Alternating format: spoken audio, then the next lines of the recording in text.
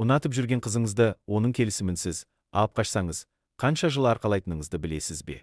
Осы видеода болған оқиғаға қатысты алып қашқаны үшін мойнына ілінген ең жеңіл жазаны айтатын боламын.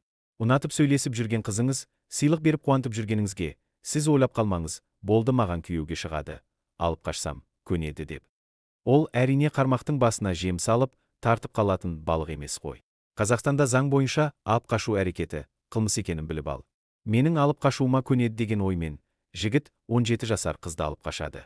Екі досын алып қашуға көмекке шақырып, осы іске олардың ортақ болуына себепші болады. Кейін ол үйде қыз 40 күн тұрып, 40 күннен кейін қашып шығып, жігітті сотқа береді. Сот бүкіл мән-жайды зерделеп, бұл ауыр қылмыс санатына жататынын ескеріп, ең жеңіл жаза 3 жылға бас бостандығынан айырады. Осы оқиғаға араласқан екі досына да дәл солай етіп 3 жыл бас бостандығынан айыру жазасын бекітті. Кейін жігіттің және екі досының туыстарынан сұхбат алу барысында олар бұл жаза әділ емес, нақақтан нақақ сотталып кетті деп өздерінің келіспейтіндерін айтқан болатын.